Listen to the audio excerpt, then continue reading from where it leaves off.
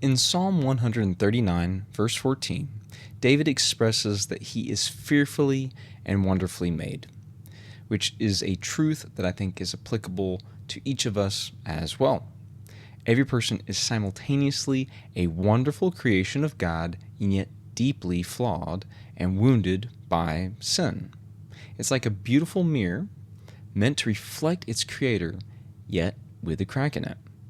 Well, today we are continuing on the topic of sin and the consequence of the fall in this episode of Grafted Theology.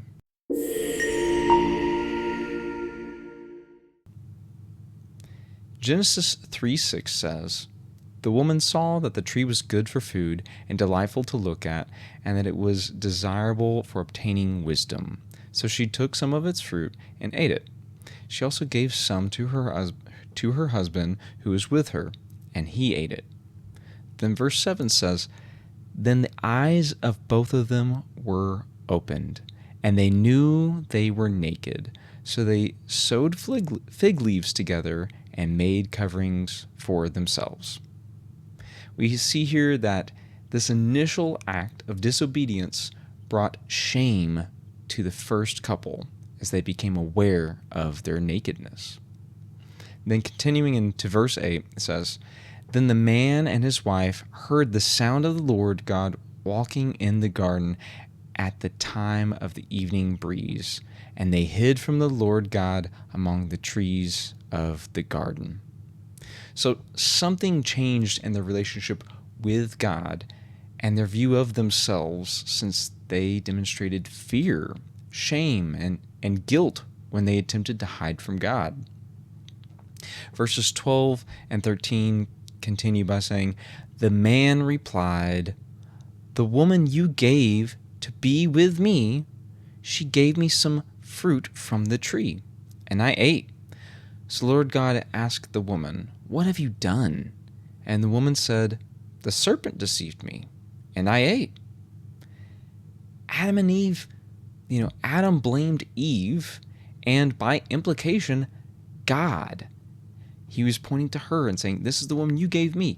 And she blamed the serpent. And we continue to see fear, shame, guilt, and blame that originated in the garden be repeated throughout history. And in verse 14 and 15, God curses the serpent, and we get the first prophetic prophecy about Jesus.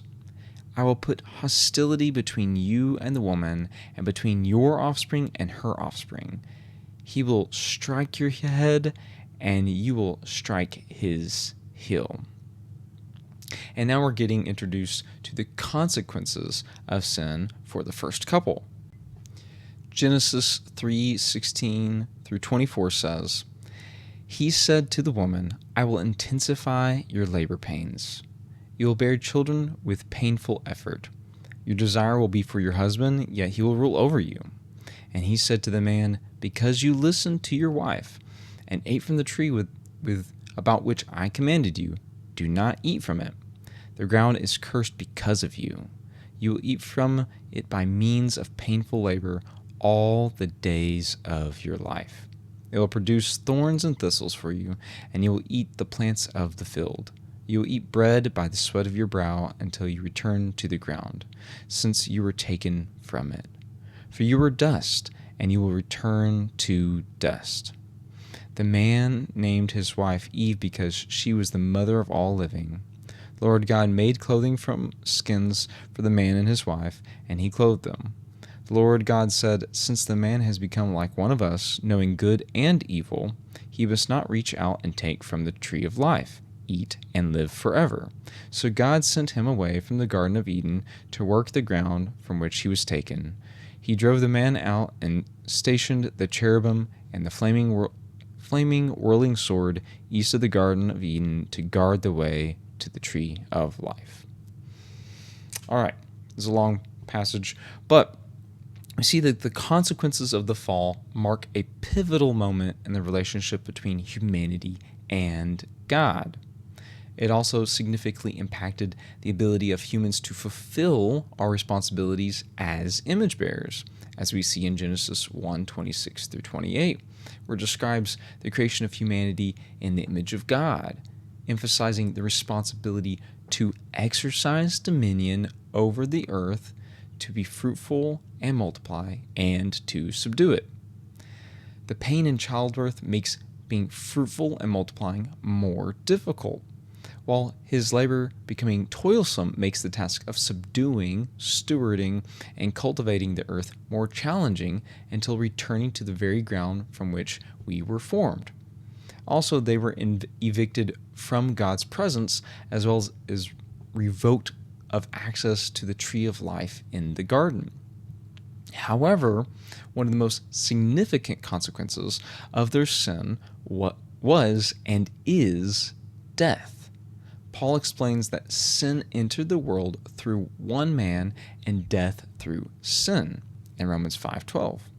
Earlier in Genesis 2:16 through 17, the Lord God commanded the man, "You are free to eat from any tree of the garden, but you must not eat from the tree of the knowledge of good and evil, for on the day you eat from it, you will certainly die." Many people often misunderstand verse 17 when it says, "From on the day you eat from it, you will certainly die." Without getting too technical, what we are seeing here is what grammarians call an infinitive absolute. The words certainly die are the Hebrew words muth. The Hebrew word muth means to die. In the Pentateuch, when you find this double verb, it's always used as a pronouncement of one who is condemned to die, as a judicial death sentence. Even the serpent declared in Genesis 3:4, "No, you will not certainly die," using the same double verb, muth, to assert that Eve would not experience death for eating the fruit. Not that they would actually die on that very day, but that they were doomed to die. Their death was certain.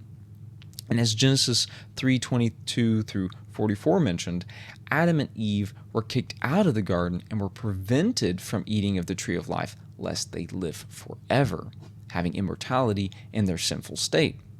1 Corinthians 5:15 through 21 through 22 says, "For since death came through a man, the resurrection of the dead also comes through a man. For just as in Adam all die, so also in Christ all will be made alive." As Romans 6:23 also says, "For the wages of sin is death, but the gift of God is eternal life in Christ Jesus our Lord." Jesus suffered the death penalty in our place, while separation from our broken, Jesus suffered the death penalty in our place, while separation from or broken relationship with God is a result of sin. Death is the ultimate consequence and wages of sin that Christ took upon himself by dying on our behalf. Christ's redemptive act on the cross demonstrates God's unchanging nature and his justice, providing a way for humanity to be reconciled to him through faith in Jesus Christ, mending that broken relationship.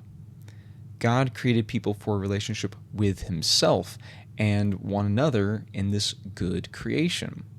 And the damage done was not limited to just relationships between God and people, but even the ground, as Genesis 3:17 mentioned.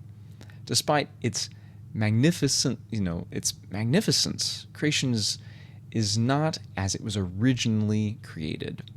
Presently, all creation awaits future liberation from bondage and decay, as we see in Romans 8:20 through 21. So in conclusion, sin is universal and affects every person, even Jesus, who, though sinless, experienced its effects through crucifixion. The Old Testament illustrates humanity's continual struggle with idolatry and law-breaking. Sin is not just a human problem, it's the human problem, rupturing the relationship with the Creator and introducing shame, alienation, and death. Jesus' sacrifice on the cross addresses the judgment on sin, However, sinners cannot save themselves. Salvation is a gift of God's grace received by faith, not works. The solution to sin lies in the life, death, and resurrection of Jesus, who defeated sin, death, and Satan. Only Jesus brings peace with God and others, and only Jesus is the resurrection and life. Romans 10:9-10 says, "For if you confess with your mouth Jesus is Lord, and believe in your heart that God raised him from the dead, you will be saved. One believes with the heart, resulting in righteousness, and one confesses with the mouth, resulting in salvation." Well, I hope you believe this. I certainly do. And I do hope that you found this episode to be a blessing. If you did, please like, comment, and subscribe. You can also follow me on social media and check out my blog. All of those links are in the description below. And I will catch you in the next episode of Grafted Theology.